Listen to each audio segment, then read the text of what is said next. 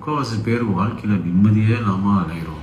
அது மெயின் காரணம் என்னன்னா, நம்மளுடைய ஃபுல் டைம் வந்து நம்ம வாழ்க்கைக்கு தேவையில்லாதவங்க, நம்ம முடிஞ்சு போச்சுன்னு நம்ம வாழ்க்கையை விட்டு போனவங்க, இது ஒத்து வராதுன்னு சொல்லி நம்மளை விட்டு பிரிஞ்சவங்க. ஆனால் நம்ம அவங்களையே நினச்சிக்கிட்டு அவங்க கூட இப்படி சந்தோஷமாக இருந்தோமே, அவங்க கூட இப்படி ஒரு நல்ல பியூட்டிஃபுல் மூமெண்ட் இருந்தது, அவங்க பண்ண அட்டூழியமோ அக்கிரமம்லாம் நம்ம அப்படியே மறந்து போய்டுறோம்.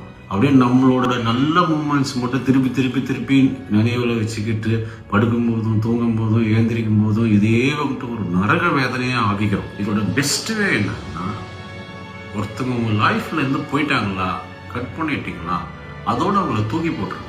அதுக்கப்புறம் அவங்க நம்ம கூட இருந்த ஆனந்தமான நாட்கள், நம்மளோட கூட ஆனந்தமான சம்பவங்கள், இப்படின்னு போட்டு உங்களையே நீங்கள் வந்து நரக வேதனைக்குள்ள தள்ளாதீங்க.